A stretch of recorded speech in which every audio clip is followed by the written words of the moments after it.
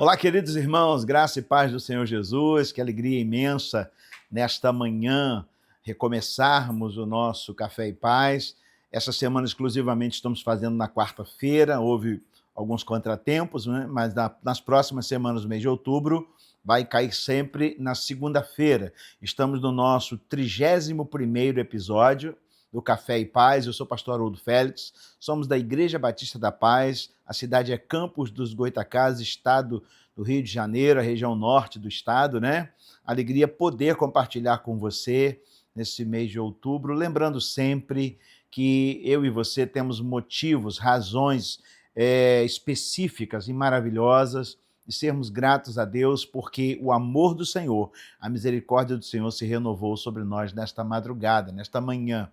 Por isso, temos razões para hoje glorificarmos o nome do Senhor e ser agradecidos, né? Porque nem no casamento, muitas vezes, o amor se renova tanto como é o amor de Deus por nós.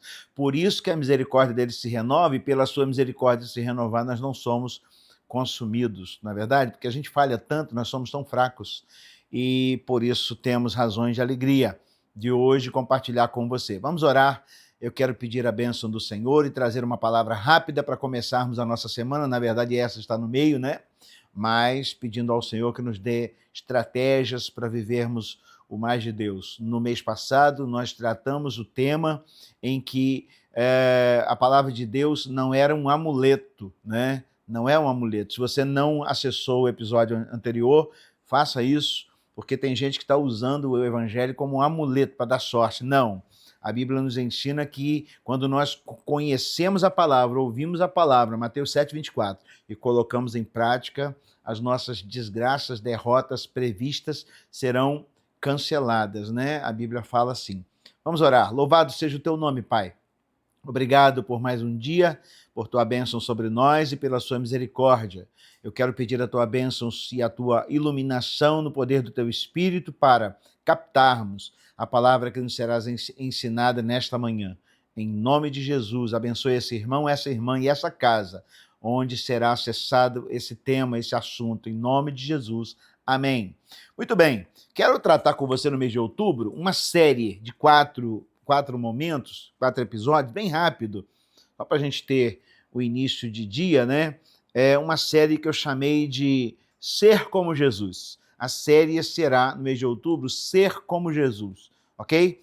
E para começarmos, nós precisamos entender quem é Jesus, evidentemente que seria aqui impossível de delinear tanta coisa maravilhosa, mas vamos nos atermos a um contexto. Um rei humilde. Jesus é um rei humilde. E o texto é Zacarias, capítulo 9, do verso 9 ao verso 13. No verso 9 de Zacarias 9 diz assim: Alegra-te muito, ó filha de Sião, exulta, ó filha de Jerusalém. Eis que vem a ti o teu rei. Ele é justo e traz a salvação. Ele é humilde e vem montado sobre um jumentinho, filho de jumenta. Nós vemos aqui que a nomenclatura que traz para nós desse entendimento é um rei humilde. E é claro que, sendo o Rei dos Reis, Senhor dos Senhores, aquele que criou os céus e a terra, habitou entre nós, a Bíblia diz que ele se fez homem, numa união hipostática, ele é 100% homem, 100% Deus, e ele escolhia o momento que queria ser homem, o momento que queria ser Deus, no geral. Habitando entre nós, ele era homem, e sendo homem, ele também realizava coisas como um Deus, porque a Bíblia nos ensina que ele fez milagres e maravilhas, não é? E deixou um legado para nós. Aqueles que são cristãos, nós temos um legado para segui-lo, né? O irmão Mário pregou domingo passado agora e falou exatamente sobre isso, né? A referência, seguir a Jesus. Por isso, o exemplo máximo aqui é esse Jesus que é um rei humilde. Apesar de ser rei humilde, é quase que um contraponto, né? Um rei ser humilde, coisa raríssima, né? Porque nos é dado, quanto mais nos dá pompa, poder, significado, a gente fica mais soberbo, não é? Então a gente imagina que o cenário que Jesus se apresenta é um cenário de que Jerusalém estava em festa, era a festa proposta para a celebração da Páscoa, né? O comércio estava agitado, as ruas estavam cheias, no meio daquele povo todo de celebração, estavam ali também os inimigos de Jesus espreitando para matá-lo, os religiosos da época, né? E nós vemos aqui que um pouco antes desse acontecimento, ele havia sido ungido por Maria Madalena, também tinha ressuscitado Lázaro, e Jesus entra em Jerusalém. E a expectativa do povo era de um rei que fosse um rei político, mas ele era um rei espiritual. Por isso ele foi chamado de Rei dos Judeus, né? E até mesmo muitos judeus hoje não ainda o reconhecem, né? Estão esperando a vinda de Jesus. Mas ele já veio entre nós, né? Nós somos testemunhas. Eu sou testemunha disso. Jesus mudou a minha vida, né? Então Jesus entra em Jerusalém montado num jumentinho, sendo aclamado rei pela multidão, tendo folhas de palmeiras sendo içada, né? Colocaram para ele assim um corredor enorme para ele entrar, e a Bíblia fala que ele poderia entrar num cavalo branco, no cavalo preto, uma coisa muito suntuosa, mas ele entrou num jumentinho, filho de uma jumenta, né? É um animal de menor expressão, é um animal de muito trabalho, ele é forte na sua resistência, mas não é um animal veloz, não é um animal imponente. A ideia é exatamente essa, um paradoxo, né? Era entrar montado no jumentinho sendo aclamado rei. Entrar no jumentinho sendo aclamado rei, né?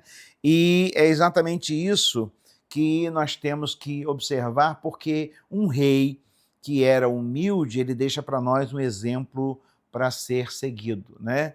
E a humildade, ela precede a vitória, conquanto que a soberba precede a queda, né? Antes da queda vem a soberba. E nós somos impulsionados diariamente, né? O mundo, o ego, o inimigo da nossa alma, sempre nos vai seduzir e vai nos sugerir para que sejamos mais do que imaginamos, né? A gente, na verdade, quando vamos desenvolvendo a nossa vida e a nossa história, a gente vai angariando sobre nós mesmos algumas trajetórias e seguir algumas coisas nos são muito danosas, né? A principal delas é a soberba, o inverso da humildade é a soberba, né? Então o mundo, o ego e o diabo, ele sempre nos seduzirá e nos fará querer ser mais do que somos. E isso é um estratagema da derrota, né? Empresas, casamentos, famílias, relacionamentos sucumbem à falta de humildade. Fatalmente, eu faço terapias com casais e descubro e observo que quem perde casamento é quem não é humilde. Quem perde casamento é quem é soberbo. Quem perde casamento é quem quer receber aquilo que não deu. No geral, a soberba, ela tem destruído empresas, casamentos, sociedade, relacionamento, né? E a gente cobra muito das outras pessoas exatamente humildade, mas quando chega a nossa vez, a gente não é nada humilde, né? Então, quando nós cobramos aquilo que nós não damos, a Bíblia diz que nós só colhemos aquilo que nós semeamos, né? Você só colhe o que você semeia. Se você for um maridaço, um bom marido, uma boa esposa, um bom filho, com certeza você vai angariar muito sucesso no seu relacionamento, paz, alegria, né? Porque a Bíblia diz que no capítulo 5 de Mateus, das bem-aventuranças, perdão, diz assim: bem-aventurados os humildes de espírito, porque dos tais é o reino dos céus, né? Tomando café, nesse Café e Paz, nessa manhã, quero compartilhar com você, desafiando você a ter um dia hoje pautado numa estratégia de relacionamento saudável, com quem quer que seja. Eu quero desafiar você, nessa semana, até que a gente faça o episódio 32, a ser humilde, tá? Estabeleça para você mesmo, essa semana eu vou me humilhar, porque quando eu me humilho eu sou exaltado, tá? E a maior estratégia de quem é humilde é quem serve, né?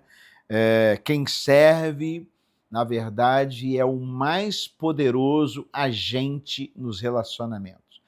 Então, a forma da gente expressar Jesus em nossa vida, um rei humilde, é servindo. Então, quero desafiar você hoje a pensar, ser parecido com Jesus, ser um rei humilde que entrou em Jerusalém montado no jumentinho. Poderia ser de uma outra maneira, mas ele escolheu assim para nos ensinar que, apesar de ser o detentor de todo o poder, de toda a glória, merecedor de toda a pompa, né, ele escolheu ainda ser humilde.